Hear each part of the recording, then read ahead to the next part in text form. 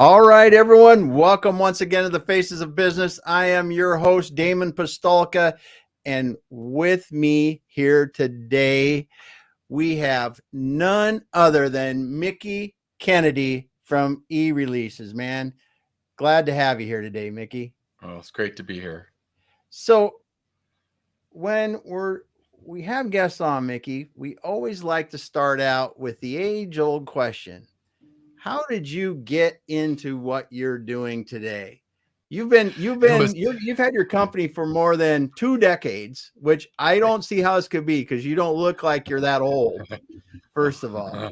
Thank But you. yeah, you've taken care of yourself well. But what got you into doing press releases? So it is a story. I was Nice. pursuing a master's of fine arts in creative writing with an emphasis in poetry.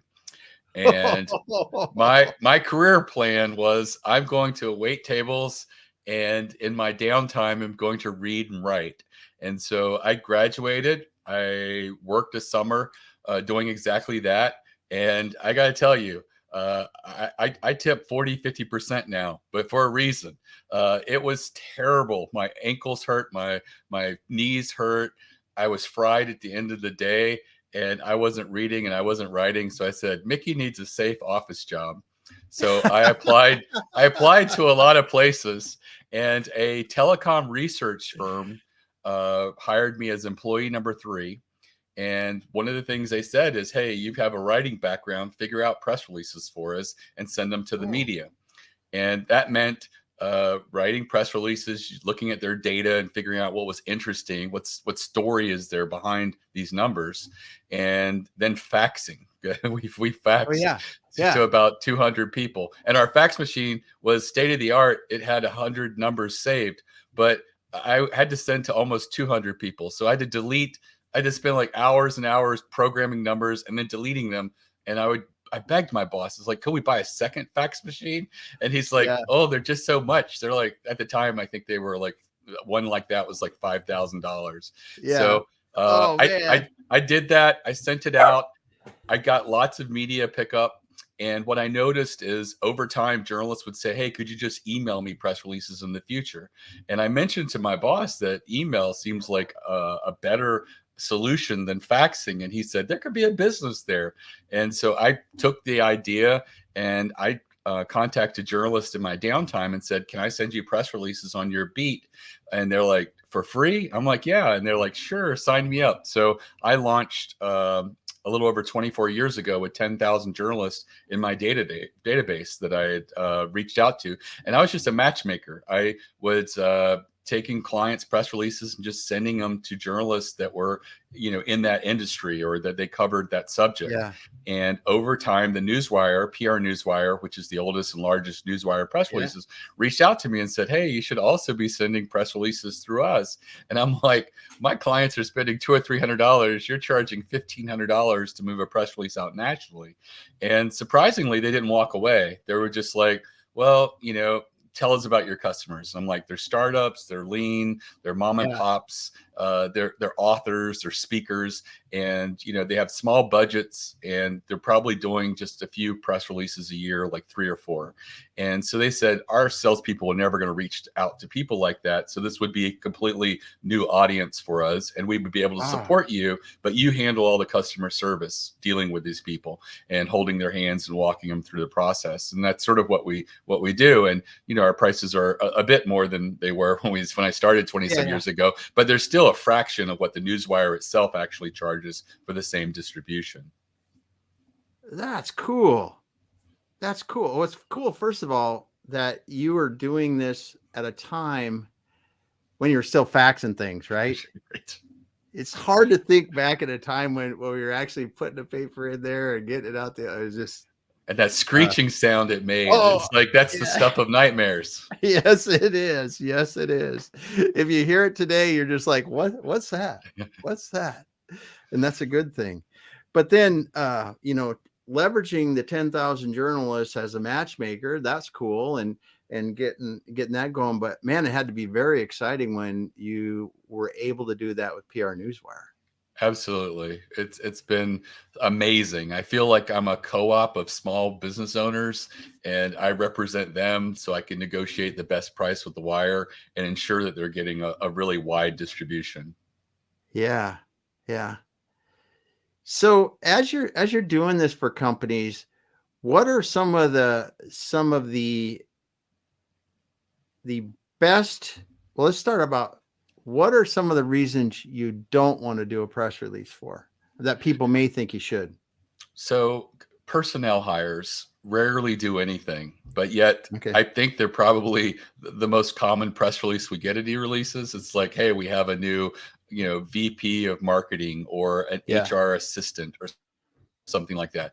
I know that why they do it, because it looks good to the new hire that we care about you enough to put this together Yeah. and announce it to the world. But you don't spend money issuing something like that over the wire, because maybe a local paper will run with it, and maybe like one or two trades will put a little on the move, little Yeah. thing. And it's better just to send directly to those places, and save your dollars more to do more strategic types of press releases. That's a good point because I know that's what some people do in the press releases. They do, like you said, hired a new VP, whatever.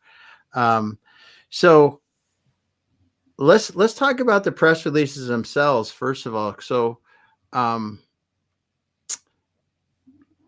for people that haven't even seen what goes into a press release, explain to us what makes an attractive press release, and then we can, or maybe we should start with the preparation, but whatever you think. But what is a press release, first of all? Right. So a press release is basically just an announcement to the media that's written usually in the third person. Company X announces something, and it has usually a date line, usually where you're headquartered, but it doesn't have to be. If you're for example, an author, you may want to put New York because that's the publishing capital of the United States Mm-hmm. for the most part. So there's no hard, fast rules in regards to that. And then you have sort of an inverted pyramid style where you put the most strategic and interesting elements of the press release, the hook, and then you give just more supporting information and facts as the press release goes, and then you'll have a media contact, and usually a phone number if you're issuing it over the wire, just because a busy journalist who might have a last minute question, it often can save a story that's like on the chopping block. Okay. So as you're talking about these press releases going out, so explain where these press releases go and then how are they used? Right. So this is probably one of the things that people get wrong the most. There's a lot of companies out there that will syndicate your press release, which means your press release appears on several different websites. You don't get any SEO benefit from that. Google has standards, and this is duplicate content, and they're marked to indicate that it's a press release. So it really, if it gives you any bump, it's very temporary, just lasts a couple of days. But uh, what and the newswire does that as well. They also do some syndication, but what the goal of a press release is not the syndication. And some of these players, that's all they do. They never send it to any journalist. Your press release will never be turned into an article, and that's the goal. We're looking for earned media. So the press release is the foundation in which a journalist can craft a story or an article. And that's what we're hoping. We're hoping the New York Times writes an article about you, and they write it in their own words with their copyright and their own headline, but it's about you, and it incorporates your announcement and your facts. And that's the one powerful thing about going over a Yeah. wire and reaching journalists, because I did a press release early in the pandemic. It was a dining bond initiative to help restaurants that were closed during the pandemic. And it was just sort of like a grassroots effort type of thing. And so we sent the release at no charge to help out a small PR firm that was aligned with it. And, it generated over 150 articles, Oh Wall Street my. Journal, Washington Oh Post, my. all the food trades picked it up. dozens and dozens Oh of my. newspapers. We quit counting at 150, and it generated in excess of $10 million in revenue, all from what would have been a $350 press release. And that's the ability of leverage of going over a wire. If you have something that really speaks to the audience and is considered like breaking news or something, it can really go wide and fast, because it's happened just in a matter of days and weeks as it unfolded. And I challenge anybody in marketing to say, plug in $350 and then get X millions of dollars out. It's really hard. And this is an extreme. Amazing. It is an extreme example, but Yeah, it yeah. just sort of showcases the opportunity that's there if you have something that's strategic. I mean, this was positive news when there was so much uncertainty and negative news Yep. out there, Yep. and it was actionable. People sitting at Yes. home wondering, what can we do? It's like, here, you can help out your local pizza place. You nominate them. If they accept it, the money goes directly to them and is secured sort of like as a gift certificate, hoping that Yeah. they'll reopen and launch, but knowing also there's a chance they won't, but at least Yeah. the money went there, and hopefully they Yeah. helped support their staff and kept the lights on. Wow, that's incredible. That's incredible.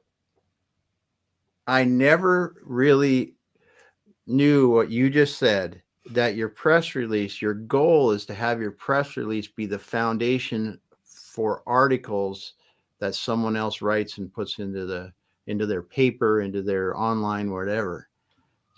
And that's why you want to make sure when you're writing your press release that you put the elements in there for a journalist to write a story. Another common press release that we get at eReleases is a product launch, where I understand you have this new product and you want to sell it and you want the media to know about it, but often it's just, here's the product and here's a bullet list of features. Yeah. And if you really want to build out the elements for them to incorporate a story, is put a case study in there. Someone who used it, what was their experience? Get a quote by them. So company X used the product and saw a 17% reduction in logistics costs. And here's the quote by them talking about how amazing it is. You still have the features and the other elements, but now a journalist can build a whole story arc that says, hey, here's a new product. Here's someone who used it. Here was their experience. It takes you on a path. And so many times the elements aren't there for a path. So the journalist is just really has to be an amazing writer and build, figure out some other way into the article, but you can help them by including that stuff in your announcements and making sure it's there. Yeah, giving them the information they need and powerful reasons to write a story, followed up with making it as easy as possible for them to turn it into a successful story for them. Right. And one of the biggest myths that I encounter is small businesses feel like, this isn't for me. I'm too small potatoes. I don't matter. I'm not a large, well-funded company. Well, the truth is, journalists don't like to promote well-funded big companies. No one likes writing the Google articles or the Microsoft articles because they can afford to advertise. So a lot of journalists really like to put the spotlight on small mom and pops, small little startups, Kickstarters, Indiegogos, just cool little things, because they know that their audience will see that they're like curators. They're like, wow, this is a little business I'd never heard of before. And so there are lots of opportunities, and don't feel that you're too small or don't matter, because that really is an advantage when it comes to the media. Yeah, that's a great point, because you're right. People always root for the underdog, and if you've got a great story, someone's going to want to tell it. Right. And the story can be your end. A lot of people are like, I don't know what to write about. And it's like, do you have an interesting story? Like my story about the faxing and, being a poet, and then stumbling into this. That's an interesting story. And, do you have an interesting story? Was there an obstacle that you went through in building your business? I had a client that had an embarrassing thing where they had to cancel Thanksgiving because they dropped some marketing thing right before Thanksgiving, and they were just inundated with orders. So the whole family was in the garage getting packaging ready to send out all of these packages right after Thanksgiving. And I told them, that's a great story. And, they were hesitant to include it, and they did, and that was the opening paragraph in the Inc. magazine article about this tiny little company. It was relatable, and it's something a lot of Yeah. business owners have gone through, these little things, and it makes you, identifiable. It makes you, your vulnerability is what makes you human, and journalists want to tell the human story. Wow. That's so cool. This is so valuable because I know that people listening today are thinking press release. They're going to go product, people, new company kind of announcement of we're launching this, we're opening a facility or expanding this geography. But the way you're explaining it really lays out some interesting uses for press releases. Like you said, the story about Thanksgiving, the other one about helping the foundation ahead of the restaurants ahead of COVID. That's crazy cool. So what are some of the more challenging press releases that you've been a part of? Well, I think one was I had a client reach out to me and say, "Look, I've done some press releases with you to promote my business, but I'm in a situation where I came to the United States from Russia, and I got protection to be here and testified against some of white collar crime and mafia type things that were going on in Russia, but there was a change in the administration, and all of a sudden he lost his rights to be here. And he said, I've exhausted everything. I've spent over $100,000 with my attorneys, and we've gone through every appeal, and I know what my seat and row number is on Thursday to be taken back to Moscow, and I've been told I'll be dead within 24 hours of touchdown. And so we sent out a press release, sort of an appeal, and he is still a customer today. Wall Street Journal immediately picked it up and put it on their website. And Oh all of my. a sudden, lots of other places started picking it up. He gets a call from his local congressman and Uh-huh. says, let's work on this. That was it. That was all it needed. Someone to intervene, and all of it stopped, and he was able to stay Oh here my here in goodness. the U.S. But I don't. He says it was just crazy that they would say testifying against white collar crime and stuff that was happening in Russia. They granted it and then they took it away, and he said Yeah. just it never made any sense. And so he swears that I've saved his life, and it is an amazing story. But that's a lot of pressure to put Oh on yeah. someone.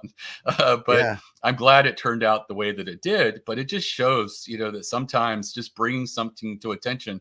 I mean, it was an interesting story that he had to tell, and I think that's why the Wall Street Journal immediately ran on it. Yeah. Usually, what happens is they would prepare it for the next day, and then they would put it in print and online at the same time. They put it online immediately and then went to print the next day. So Yeah. they really saw the urgency as well and got involved, and that was really great. And it was great reporting because they went in and really researched it and brought to light the things that he was shining a light on and bringing to our attention of some of the criminal stuff that was happening over there. So Wow. it was a great opportunity. One of the most interesting things that happened to me was we had a client called Alerka, and they have an interesting story. But one of the thing that they were launching is they were had created a hypoallergenic genetically modified cat, and they were going to sell it as a pet. And this was probably 10 years ago or so.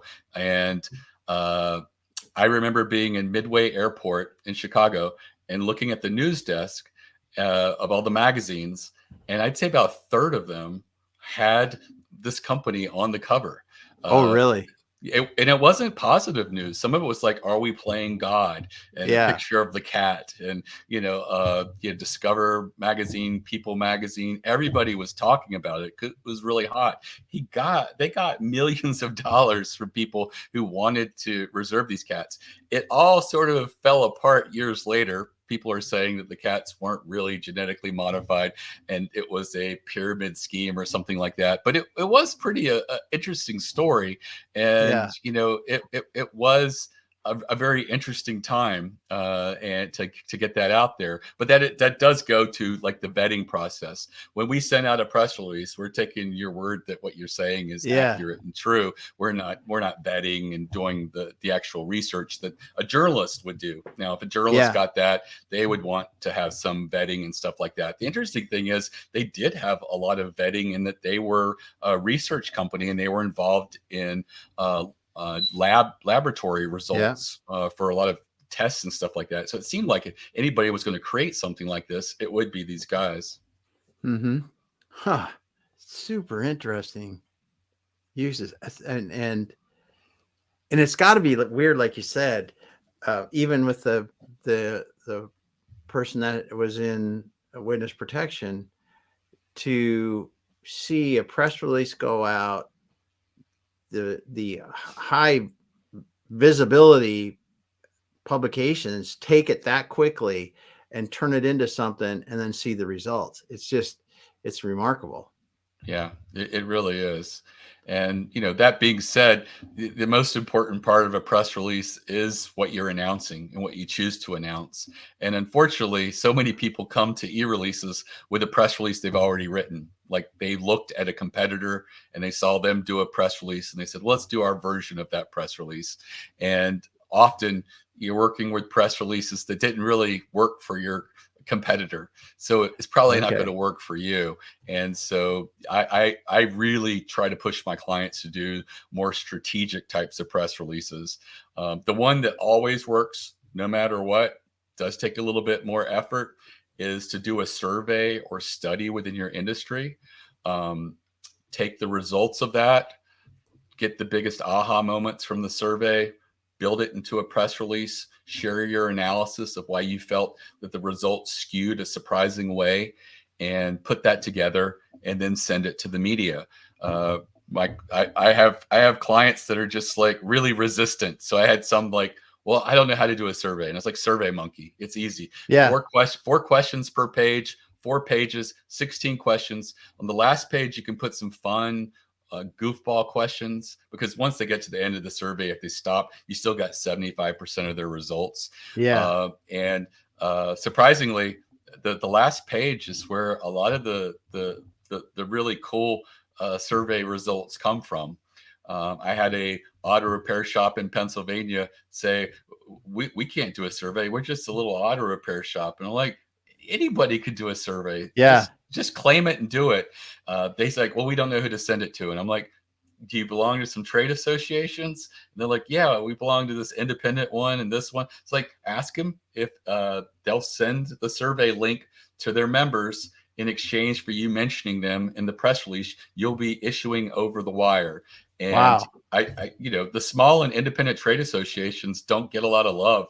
So this is an opportunity for them to get some media attention as well. And often they'll do it. I have had a couple push back and say, would you be willing to co-brand the survey? And I see no downside to that. It just gives you a little bit more integrity and authority when you're issuing the thing. And then send it out there. If you ask really relevant questions that are very now and specific to right now, the media will want to know and share with their audience what these results are. So you want to pick the right questions, and what's going on in your industry right now, and things that are affecting everybody is there's a little economic uncertainty. So are you spending more or less in marketing over the next couple of quarters? Are you having hiring or staffing challenges? Are you planning to lay off? Are you planning to hire more? Are you finding it difficult to keep employees who want to work from home? So these are questions that you can ask. You can also ask really industry specific ones as well. But if you take anybody's temperature like today, it's going to be different in 6 months. So that's what makes a survey so good to get out as soon as you can and share the results, because the media loves numbers and data, and all you really need is at least like 150 results for it to be somewhat statistically relevant enough for them to be interested in. Yeah, that's a great point because I know a lot of two things. One is the surveys, brilliant idea because you all by doing the survey in and of itself, you become somewhat of an expert in that industry on that topic Yeah, when you're you're doing that. claiming some authority within your industry. And Mm-hmm. when you get pick up, and often my clients who follow my method for the survey often get between 6 to 14 articles every time they do a survey or study press release. And these are, again, each one's a unique original article. And if that gives some authority to your website, to you, whether they link to you or not. Google gives you link credit when they can tell from an article that doesn't have a URL that it's a specific company that's mentioned. They have a patent for that. And so you get authority by being there, but it's also really resulted in a lot of sales for a lot of my clients. They're like, Mm-hmm. we only got 300 or 400 clicks from this article, but 2/3 of them bought. And I'm just like, well, not everybody who read clicked, but the people who did click, there was third-party corroboration. A journalist wrote an article about you. It's social proof. It's almost like an implied endorsement. So when Yes. people clicked, they didn't have an ad mentality. They weren't their blinders weren't up saying I shouldn't be doing business with this company. Instead, they're like, oh, I had this warm feeling of reading this great article and hearing about this really cool company, and now I've clicked through and I can actually buy something from them. So the conversions are so incredible compared to like other types of traffic. And I've actually had people tell me that they've tested article as a landing page, even despite the fact that they can't track and put a tracking on this news website. They're just like, when I send traffic to that article, people just buy. They come back and buy, and so that's really cool. And it just really shows that when you do get media attention, it is something that people see differently than an ad, and it's Yeah. really valuable. And you can then take that article and share it with your own customers. You can share it with your Yeah. leads. There are people that are always going to be on the fence of whether they should work with you or not. And that same third party corroboration, that social proof, that implied endorsement that happens can also be conveyed to your leads and convert them to customers. So it really is, something that's really valuable. You can share it on your social media and let them know about it and build out a news site on your website as well. This is crazy good advice here. So if people listening here, we had Muhammad had a question here, and we'll get to that in just a moment, Muhammad. But man, this is crazy good advice because anyone can do a survey, like you said, about something important happening in your industry, within your region, whatever it is. And then when you talked about mentioning trade associations or other associate, it might be a trade association, could be even a local chamber of commerce or government agent, whatever, to do that in it and to share with their members. Then after it's just to get more on the survey and then come out with a press release with all the results that's crazy cool. That's crazy cool, dude. I never thought of that process together like that. And I hadn't heard of it before. But I'm sure that you walking people through this process, like you said, when someone goes to an article and they say that Mickie, blah blah blah, did this, did that, and here's how they're helping people do even more of it. Boom, they're gonna go, I gotta do business with Mickie. I gotta get there, and because he knows our industry. He's been in and doing it, and then they see the third party proof, like you said, because it's not you saying it, it's somebody else saying it, writing a different article about it. Right. Absolutely. That's so cool. So I bet you see a lot of light bulbs go off in this, and you see some different uses of it, don't you? I do. I put together during the pandemic a free masterclass of my most successful customers and what they were doing that was working. And the survey and study, I would love to take credit for it, but it was actually one of my customers who I noticed is doing 20 to 30 surveys a year. They represent Uh-huh. several different verticals. and they do a survey or study for each vertical.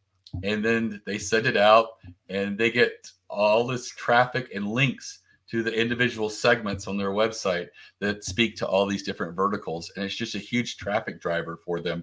And they get between 8 and 20 articles every time they do one of these surveys. And like I said, they're doing more than 20 a year. It's just it's just really exciting, and I felt like I have to share that with my customers or anybody who is interested. And I just went through all of these ideas that I see work again and again, and look for the common thread of what these people are doing that's different than everybody else. And it's really exciting. One of the things that a lot of people talk about is this concept of newsjacking, where if there's something that's really trending right now in your industry, you join what everyone else is saying. And I'm telling you, you don't want to do that, because everybody's doing it and you're not going to stand out. But if you're willing, and it's a subject that you won't get in trouble with your customers, take the contrarian side of it. Everybody in your industry saying this, say the opposite. And what you'll see is you'll get mentioned in the media way more than anybody else, because what happens is journalists like to cover both sides of an issue. Often they only go to print with one because nobody's raised their hand and said, I represent the other side, and here's a different viewpoint on the subject. And by being a contrarian, it allows you to get your messaging out there and stand out, and people will see you in a lot of different places. So the newsjacking doesn't really work anymore, but you can sort of break that mold by being a contrarian, or in some cases giving layers or nuances to the newsjacking. Like when the Target had a credit card breach many years ago, I had a client come to me and said, hey, we're thinking about doing a press release on that. We're a security consultancy. And I'm just like, there's probably 1,400 press releases out there right now from security consultants. I said, if you want to do something, make it unique. I said, who's your best customer? And they go, really? It's mom and pops, like the local pizza shop, this place. And I said, well, they probably are sitting there thinking, this big company, Target, got in trouble. They did something wrong. I'm just a pizza guy. I don't even know if this thing is secure or not. I said, write a guide for them. And so they did, and they did get some media pickup. And I think that is where newsjacking could work, but you have to make it more layered, nuanced, and very specific to a specific audience, and making it relevant for them. And so he basically created a guide for the local businesses to determine, are you at risk of the same thing as Target? Here's things to look for and things to avoid. That is so cool. That is so cool. So let's go back just a little bit. Now, you've got a free masterclass, you said, on this. So where can people find that? Right. It's on my website, eReleases.com/plan, PLAN. And it's completely free. It's less than an hour. Anybody that's new to PR can take this. And I guarantee you'll walk away with 6 to 10 great ideas for strategic types of press releases you could do that probably would get media attention. So if you build a PR campaign of 6 to 8 press releases, and you choose more than half of them are from this list, you're going to get some media attention. It may not be the first release, it may not be every press release, but you will. And if you take the additional effort and do the survey or study, I guarantee you'll get several articles from that if you do it right and you ask the really cool, compelling questions. And people always say, well, that sounds easy. How do I get the cool and compelling questions? And I'm just like, what are things that you would talk about if you were at a trade show right now with other people in your industry? Like, have you noticed that everybody's late paying you now? It's taking 90, 120 days, used to be 30 to 60. That's interesting. And if other people are experiencing that could be something that you might want to bring to attention. And, those are the types of questions that you could incorporate into a survey. So ask around, ask people in your business, ask people outside of your business, ask, just brainstorm. And, I haven't tried it, but you can even see if Chat GPT can help you brainstorm some compelling questions you could be asking. Yeah. We were talking a bit, that you and I were talking a bit about it beforehand, about AI and using AI to generate press releases. And one of the things you brought up too, and this is not by any means an AI conversation, because you or I are not experts in AI, but you brought up one thing that I think is really relevant, that a lot of people might be falling into the trap of, is that there are tools that will tell you if it's been written by AI, and they're pretty darn good at checking that out. And the second thing that you brought up when we were offline too is that Google will probably be picking up, and if it's not already picking up, that if you're out generating a bunch of content on your website with AI, it could and probably will someday. We don't know that, but understand that. So, yeah, don't be tempted to write your press release with AI. Was your point to me? I think it's safer to write it yourself. And the great thing about a press release is it's not fine writing. You don't have to write powerfully or insane. I do say that if you write a quote, and I recommend that you write a quote and put it in the press release, it's where you can speak in the first person and say something really profound and then quote yourself and your company. I do think that's the place where you can elevate your writing, be really concise or specific, or have something that's a flourish, or just say something that's really meaningful. You want to say something that a journalist can't easily paraphrase. I've had people be wiped out of their own articles where they inspired an article. The journalist wrote the article. It mentioned them, had perhaps a quote in the article, and the managing editor said, this quote's not very good, so why bother even mentioning this little company I've never heard of? And they don't realize that you inspired the article, but you can be eliminated. But if you have an amazing quote, that managing editor is going to say, I don't know who these people are, but that's a great quote. So he might even circle it and say, great job. Yeah, that's just great advice, man. Great advice, because Mickie, I don't think that I don't think that people really realize some of the things you were talking about press releases today and how you could use them. But Muhammad asked this one question. I want to get to it. He said, are there benefits for a service-based business doing press release? And he said it seems like it's a product-related thing. I think it does make it a little more difficult being service-based, but I think that if you take that free masterclass, you're still going to find relevant ideas that are specific to your business, even being service-based, and see if it generates ideas for you. If it doesn't, then maybe it's not a good fit. But I think that even being service-based and running through that free masterclass, you probably will walk away with actionable ideas that are strategic ideas. And that's where I think that you stand a really good chance of getting media pickup if you could be strategic. Yeah, I think you're right, because even in a service-based business, there are things happening within that industry that you can talk about that affects customers and others in the industry that would be popular to know more about. Absolutely. And it could help you. And then Jose says, just confirms what you said, Right. if you put a PR in as an ad instead of news. And I think that's, as you're saying, you're with the survey, you're creating news. Correct. You're generating the actual news and the facts, and you get the opportunity to be the analyst and say, I think this is why the results turned out this way, and here's some analysis, and here's who I am, and get that out there. And the media, generally responds to things that are interesting, novel, exciting, and so you want to ask questions that hopefully will elicit 2 or 3 of these, like, aha, you won't believe this, that 2/3 of the people in our industry believe X or Y. Yeah.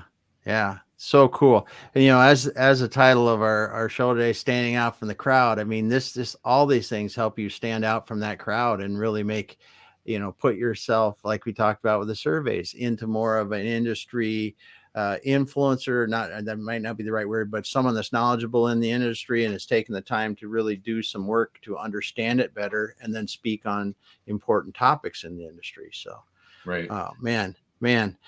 Well, Mickie, thanks so much for being here today, because it's been so cool, because you've uncovered so many things that got my mind just swimming about using press releases and some of the ways that people can do it to stand out or express, like you said, create some great stories that could get, your example of the person that was in witness protection that needed help because you're going to get deported, and that didn't happen. And the before COVID, the restaurant cause that generated millions of dollars from a press release that helped local restaurants. Just so cool, the different ideas and how to use it. So use press releases. So if people want to reach out to you, Mickie, what's the best way to get a hold of you? So the website's eReleases.com. All my social media is there. It's my direct LinkedIn link as well. Feel free to reach out to me, but also feel free to lead on my staff. We have chat, phone, email, and You'll only speak to an editor. We have no salespeople. We have no commissions. We generally will be honest if we feel that we can help you, and we'll be honest if we feel that we can't help you. It's all about having integrity and helping small businesses. Awesome. And that's what we love, man. Well, Mickie, thanks for being here today. I really appreciate you stopping by and showing us how to use press releases to stand out from the crowd. Well, it's been a real pleasure. Thank you. All right. Well, I want to also thank everyone that was listening, Mohammed, Jose, and Kay, dropping in a comment there at the end, and everyone else that didn't drop a comment, but listen. Go back and listen to what Mickie had to say about surveys. Oh my goodness. If you didn't listen to that about using press release or surveys to generate cool press releases that will get you articles written, you got to go back and listen to that. But thanks so much for being here. We'll be back again with another episode of the Faces of Business. We're out for now.